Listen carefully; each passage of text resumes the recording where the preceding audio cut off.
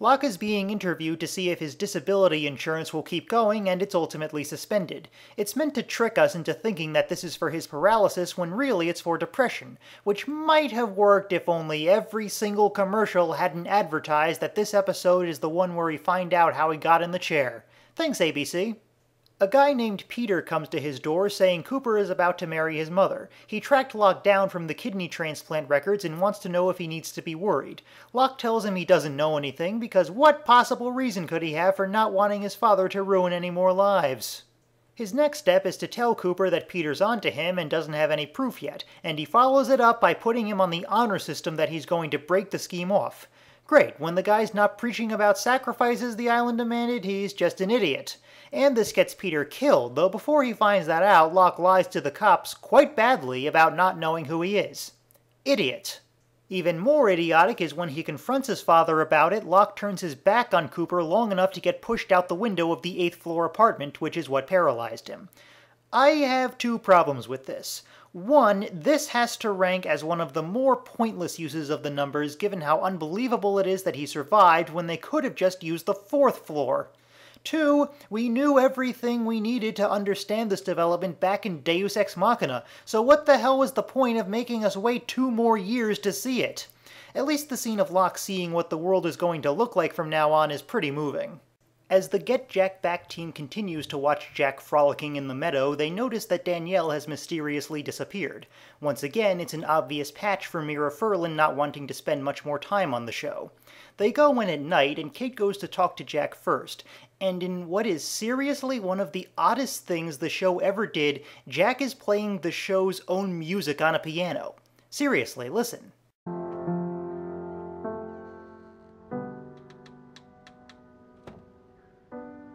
It's not quite Beastmaster 2 featuring a theater showing Beastmaster 2, but seriously, what? Jack tells her there's a camera in the room just in time for some others to come in, led by a guy named Ryan. You know, I've long come to terms with the fact that my name is hardly ever used in fiction for whatever reason, and the hero from Cellular is probably the best I'm ever going to get, but it still hurts that one of those few Ryans is on this show. They've also captured Saeed, and Kate says there's no one else. This lets Locke sneak into Ben's room where he says he's just there for the submarine.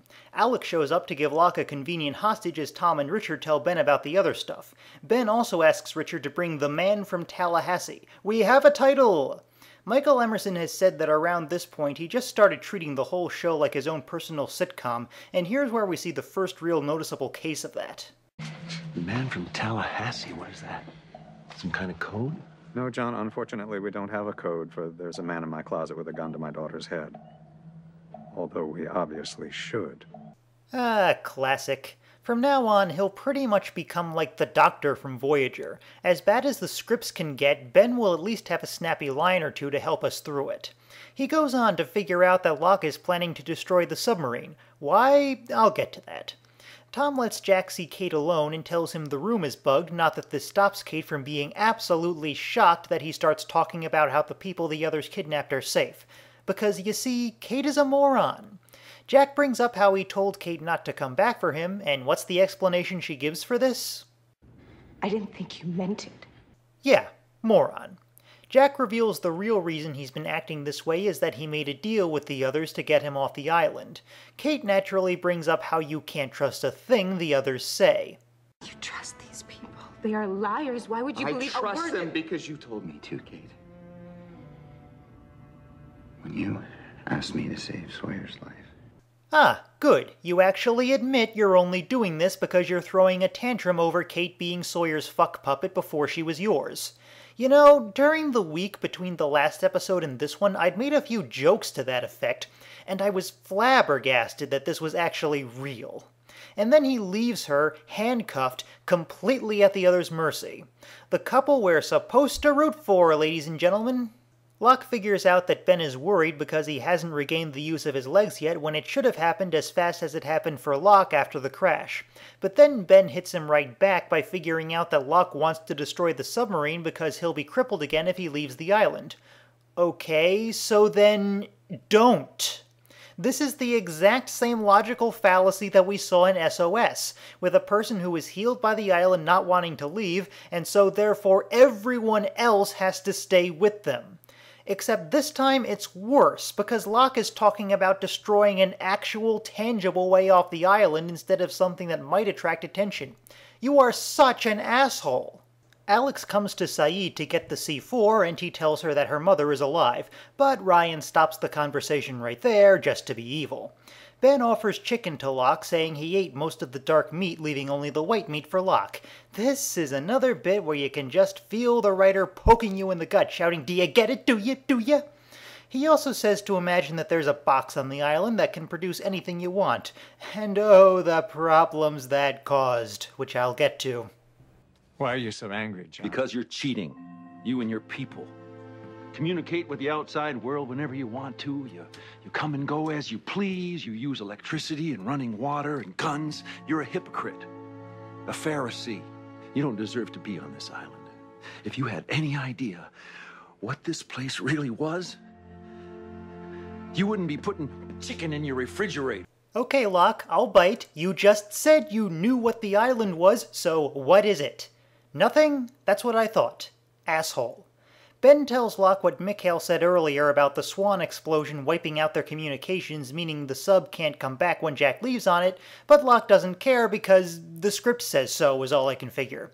So he blows it up right in front of Jack and Juliet for maximum asshole points. Remember back when Walt burned Michael's rat and Locke was the voice of reason asking why any of them would sabotage a chance to get home? Hindsight's a bitch, isn't it? Oh, and just before this, Jack makes a deal with Ben that he'll let Kate and Saeed go once the sub is away, and Ben agrees that he'll have no reason to hold them after that. So why not ask him to let them come with him? Idiot!